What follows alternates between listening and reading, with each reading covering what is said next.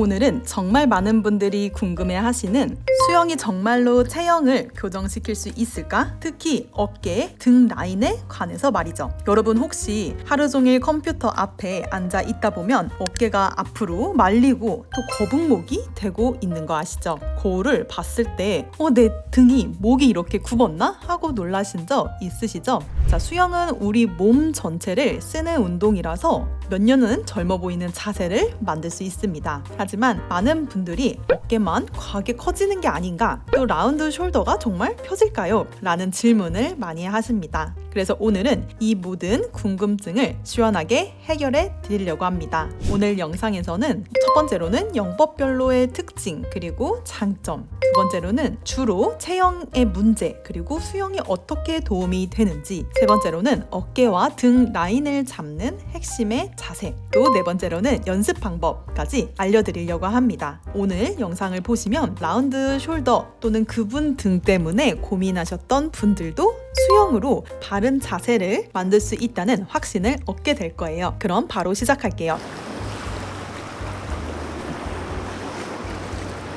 먼저 체형 교정을 위한 자유형 자세부터 알아볼까요? 자유형은 엎드린 자세에서 양팔을 번갈아서 돌리면서 앞으로 나가죠. 여러분이 가장 많이 하시는 영법일 텐데요. 자유형에서는 주로 이런 근육들이 사용됩니다. 광배근, 등 옆쪽의 큰 부채꼴 근육이죠. 그리고 견갑 주변 근육들, 우리의 승모근, 이런 어깨 뒤쪽 근육이 있습니다. 또 코어도 사용하죠. 먼저 우리가 팔을 물 밖으로 들어 올리는 리커버리, 이 자세를 할 때 우리의 뒤쪽 근육 그리고 견갑골 주변 근육들을 사용하게 됩니다. 자, 여기서 중요한 포인트는 가슴이 너무 좁혀지지 않도록 의식을 하는 거예요. 어깨를 등 뒤로 살짝 끌어당긴다 라고 생각을 하면 우리의 라운드 숄더는 조금씩 교정이 됩니다. 자, 두 번째로는 물속에서 손바닥으로 물을 뒤로 밀 때 우리의 광배근, 그런 근육들이 크게 쓰이는데요. 자, 이걸 잘 하려면 손이 수영장 뒤쪽을 향하도록 꺾어서 팔꿈치가 손보다 높게 유지를 해야 합니다.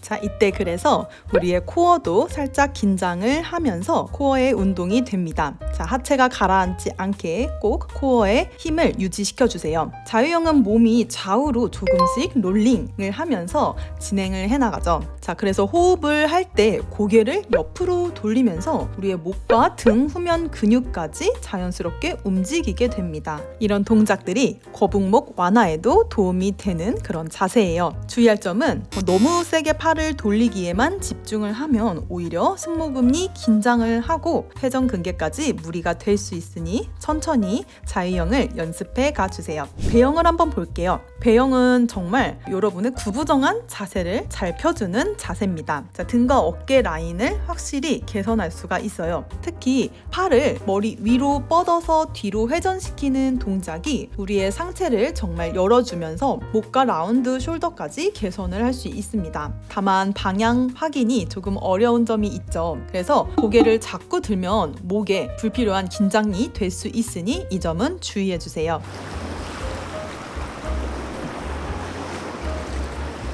자유형과 배영 모두 팔을 뒤쪽 그리고 위쪽 이렇게 스트로크를 하면서 가슴을 열기 때문에 우리가 말린 어깨 가진 분들, 또 거북목이 있으신 분들은 정말 등 뒤 근육을 강화해 줄 수 있습니다. 예를 들어서 친구분 중에 사무직인 그런 친구분이 있는데 평소에 라운드 숄더를 가지고 있었어요. 그런데 수영을 주 2회, 3회 정도 시작을 하고 몇 달을 하다 보니 어깨 또는 뒤의 근육들이, 등 근육들이 잡힌 거예요. 그러다 보니 정말 체감을 목과 등 부분에 뻣뻣함이 많이 나아졌다라고 했습니다. 여러분도 상체 스트레칭까지 꾸준히 병행하면서 한번 연습해보세요.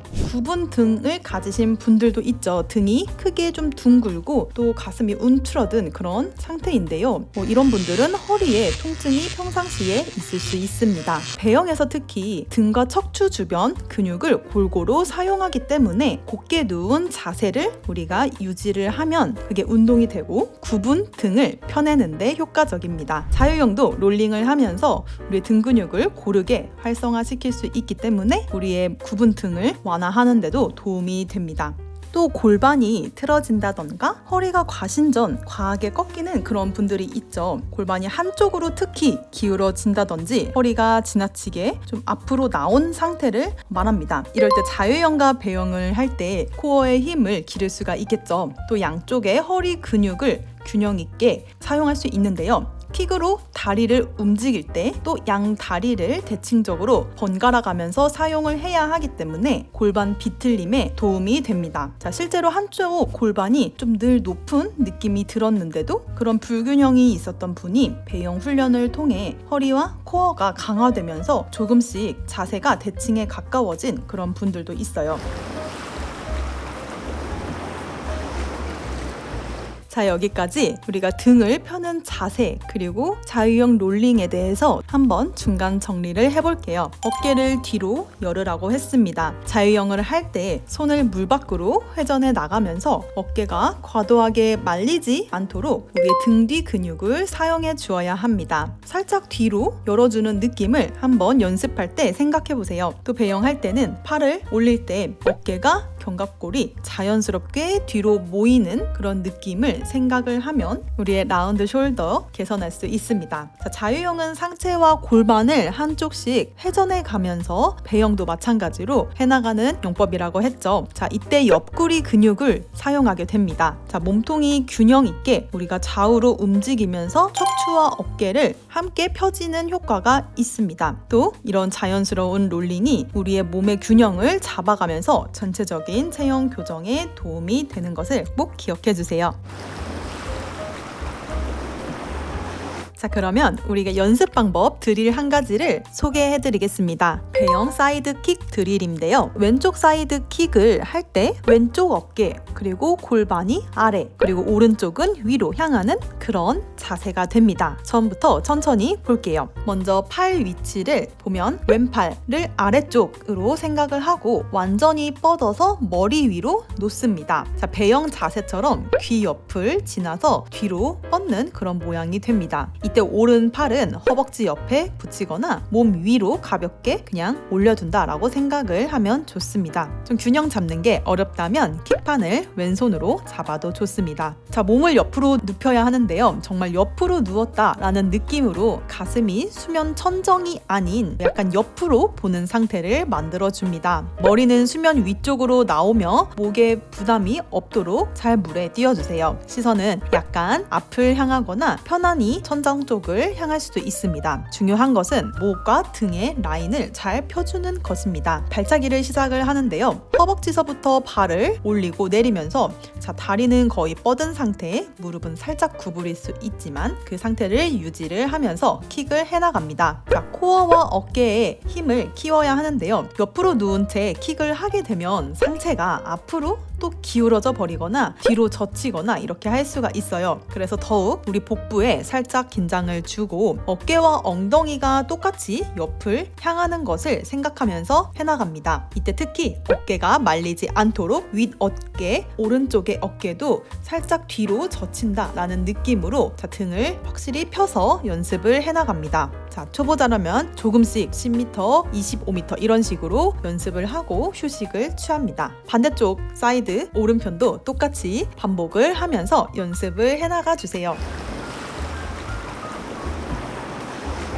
오늘 배운 내용을 간단히 정리해 볼게요. 자유형에서 등과 어깨의 후면 근육을 사용하면서 라운드 숄더 자세를 교정할 수 있다고 했습니다. 또 배영에서는 등을 펴는 것 그리고 상체를 열어내는 것으로 말린 어깨를 개선할 수 있다고 했죠. 이때 등 펴는 의식 그리고 스트레칭으로 코어까지 강화하면 좋습니다. 또 연습 드릴까지 알아봤죠. 자, 오늘은 수영은 정말 체형 교정에 좋지만 꾸준함과 올바른 자세로 연습을 하는 게 중요합니다. 오늘 알려드린 방법으로 꾸준히 실천을 해나가면서 거울 속으로도 달라진 자신의 모습을 꼭 발견해 보세요.